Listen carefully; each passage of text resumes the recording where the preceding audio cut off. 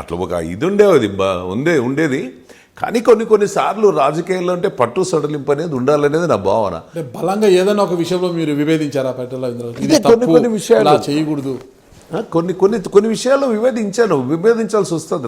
అది ఎలాంటి విషయాలలో? రాజకీయాల విషయాల్లోనే.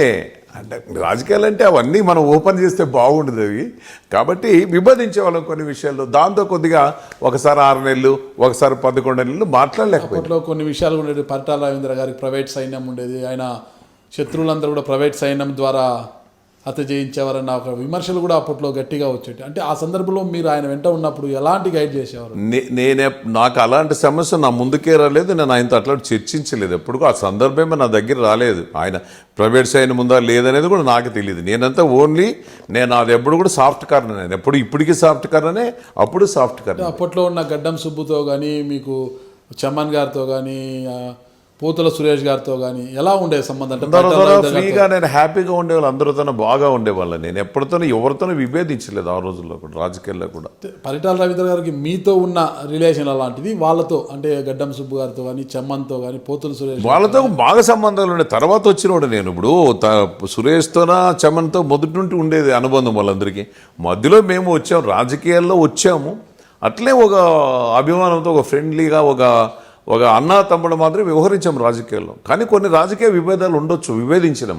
అంటే పరిటాల రవీంద్ర గారి కంటే కానీ లాస్ట్ చనిపోయే వరకు కూడా నేనే ఆయన వెంటునింది, అది మాత్రం నగ్న సత్యం. అది అంటే ఒక్కటి ఇక్కడ 1900 పార్టీ ఆవిర్భావంలోనే మీరు పార్టీలోనే పుట్టారు. మీరు అంటే పరిటాల రవీంద్ర గారిని మీరు పార్టీలోకి తీసుకొచ్చింది మీరే. బలమైన నాయకుడు నేనంటే సుబ్రహ్మణ్యం పోయి పెద్ద ఆయనతో మాట్లాడిన తర్వాత పెద్ద ఆయన పిలుపు మేరకు వచ్చాడు. ఆ పిలుపులో మేము కూడా పోయాం. యాక్చువల్గా మేము పార్టీలో ఉన్నాం, అందరూ కలిసిపోయినాం. వచ్చిన తర్వాత ఆయన నాయకత్వంగానే పనిచేస్తాం ఈ జిల్లాలోనే. అందరూ ఆయన నాయకత్వం. సీనియర్ అయినప్పటికీ ఆయనకు అంత హవా, అంటే అంత ప్రయారిటీ రావడానికి కారణం సామాజిక వర్గం అంటారా, లేక ఇతరత్ర కారణాలు? సామాజిక వర్గమే కాదు, అన్ని రకాల హంగు, అన్ని రకాల బలము ఆయనకు ఉండేది కాబట్టి ఆయన నాయకత్వం. ఆర్థిక బలం అన్ని ఉన్నాయి. ఎస్, ఆర్థిక బలము, అంగబలము అన్ని ఉన్నాయి కాబట్టి 94 ఎన్నికల్లో ఆయన నాయకత్వాన్ని ఈరోజు ఆ రోజు జిల్లాలో ఎలక్షన్లో అందరూ పోటీ చేశాం.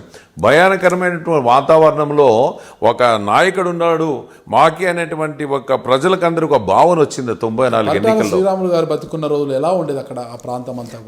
నాకు అంత లేదు. నేను ఇంకా చిన్నోడు. పరిటాల శ్రీరాములు చనిపోయినప్పుడు నేను 7th క్లాసు 8th క్లాసు చదివేవాడిని. అంత తెలియదు నాకు. అయితే నేను కూడా తిరుమని నేను మా అక్కనిచ్చాము, మా అక్క కూతురుని నేను చేసుకున్నాను కాబట్టి నేను తరచుగా ఆ ప్రాంతానికి వెళ్ళేవాడిని. అట్లా తెలుసు తప్ప. రాష్ట్రంలో టీడీపీ పరిపాలన అయిపోయి కాంగ్రెస్ పార్టీ వచ్చిన వెంటనే పరిటాల రవీంద్ర గారికి ప్రాణహాని ఉందనేది ఒక ఇంటెలిజెన్స్ రిపోర్ట్ కూడా అప్పట్లో తెలిసింది.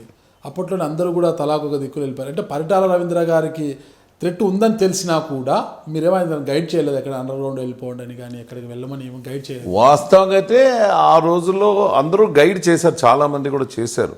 థ్రెట్ అనేది ఉంది.